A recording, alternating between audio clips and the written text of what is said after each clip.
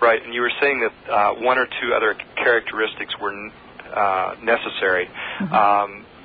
Is that something along the lines of maybe a wave that's more complex, like a modulated carrier wave? Or yes. Mm-hmm. I see. Mm-hmm. Last week, I think with Greta, Bill, there was, I think you mentioned then something or made reference to an electronic or electrical cure for disease. Is this what you're referring to at the time, or is it something different? Certainly I was aware of this, naturally, knowing that this show was coming up. I'm also aware of a lot of the information that came out of the bioenergetic conference that was held out at Universal City last November, and other research that's going on right here in the Los Angeles area, dealing in electronic medicine, if you want to call it that, which is the way medicine is going to go, because it works. It does seem to be a thing, yeah. Does that mean that there is, I'm sure there's a lot of different research in different areas along the same lines. Are they all going to end up finding that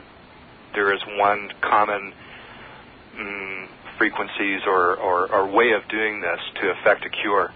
Is it all going to come to the same focus, the same cure, or are there going to be multiple ways of approaching disease by electrical means? Well, I think you're going to see magnetics are used and are working very well in some areas. Certainly electromagnetics. I think that the breakthrough in electromagnetics has been in understanding the potential energy that's found in the scalar wave. Yes. Which is probably the strongest thing now. And I'm not so sure that we weren't dealing with a form of scalar wave. That's what with the energizer of the Rife that Dr. Rife was using. Right. So you just don't know in that particular freak occurrence in their laboratory that day what sequence of events and what they stumbled onto that eliminated it. It just hit a frequency.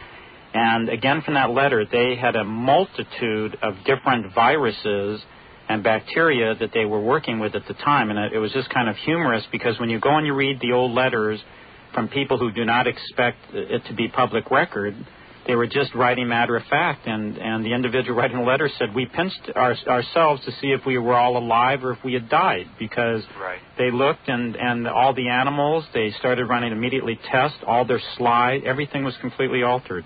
Right. Bill, I just want to say this has been the last few weeks of your program. It's been some of the most interesting and yet frustrating shows that I've heard. Everyone comes on, they're brilliant, they have brilliant ideas, brilliant research, although they're being ignored, or perhaps it's just to the point now where they're starting to be recognized by those who will get the information out and make it useful. But it's been frustrating to hear everyone that's come on, including Greta, and I think John was on, Optosonics and all that. It seems that everybody can get to a certain point about what they're wanting to discuss, and then they're held back. They don't feel they can go ahead and give out more information, or maybe that information isn't available in some cases. Well, it's interesting to know these people. I'm sure it is. And their determination, and all of them, without exception, are really dedicated to helping mankind. Yes. And if you enter the commercial place for funding, no one understands that kind of talk. That's right. We have a society that is a greed-motivated society, and unless you're going to be greed-motivated, they don't understand your language. And we'll do something about that. Well, it really... You're doing something about it. Well, it really ends up to people like yourself, in that what we are trying to do is create a facility where this information is available and readily available for people to make up their own mind, and to, if they have greater awareness than we ourselves have, they can do even greater things with this data. So our foundation, we don't feel frustrated at all from the standpoint that we live in a country that we can set up this foundation, this library. We have the data available. Now the responsibility is on you and the other people to take a look at it, and maybe it's a little out of some people's range or thought process, but take a look at it, see if it's valid, and then all of us together can make a difference. Right. Very good. Stephen, Laverne, and Bill, thanks very much, and I'll let you get on to your next caller. Thank you. You might get frustrated next week, Jim. Who's going to be on next week? We're going to have Dr. Maxine Asher on with a whole hardcore list of data that supports the existence of Atlantis, but try to get anybody to check in on that. I mean, we're looking at photographs under the ground, buildings under the water, roads under the water. Sure, I've seen some of those. Yeah. But nobody seems to care. Oh, they will. But they will. This is the time for it. All right, thank you very much. All right, Jim, thank you for your call. It's 11:30 on a Saturday night. I'm Bill Jenkins, and Steve and Laverne Ross of the World Research Foundation's with me, and so is Lorenzo. That's Renzo, actually. Oh, Renzo. Bill, I have a question for Steve. First of all, let me make an observation. Steve, earlier on during the program, a caller was asking you about the actual frequency range on these vibrations that are being used to cure disease, and he asked if it was on the microwave range, and you said yes.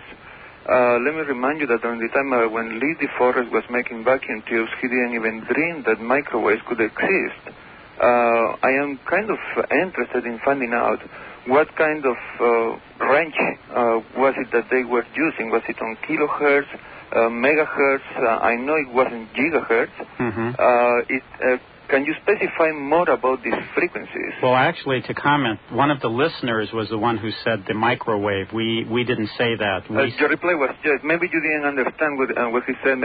I believe there were two persons talking at the same time, but he did say microwaves, and your reply was yes, and I was kind of surprised at the moment.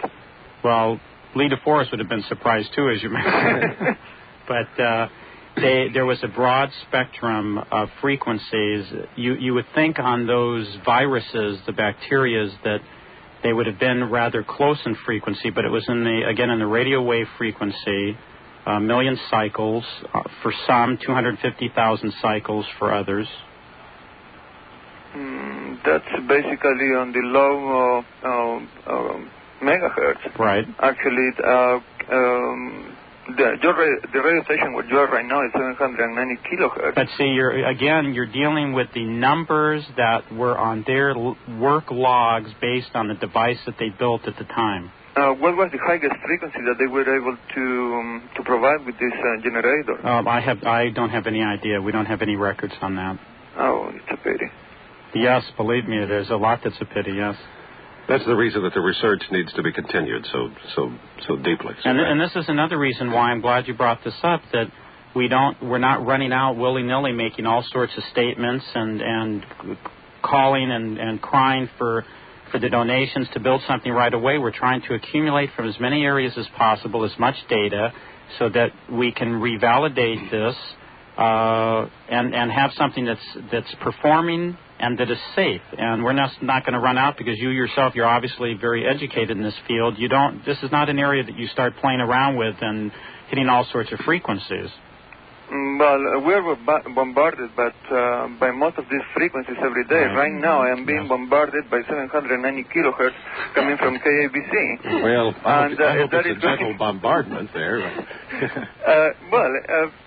If you live 2 blocks down the street from where you are, you would consider that to be a bombardment of radio frequencies. Well, I'm sitting 100 yards from the tower here. I think it's more beneficial then it can be detrimental. I really like this bombardment of frequencies of 790, but in any case, I'm interested in other frequencies too, and I wanted to find out if there was some more specifics about the research that was being done 50 years ago. No, not really. Not hardcore data, but there's enough data there to start there and do proper investigation and proper experimentation. But you're right, we do live in a lot of electronic smog. Now, if they'd take all the 98 other radio stations off the air, leave this one, that would help the smog a lot, wouldn't it? I think it would. I have one more question for Steve. The last 2 times I heard the address being given, I didn't get the zip code for the World Research Foundation. Can you give your zip code once more, please? I'll have Laverne give it. I think she does it much better. It's 9140.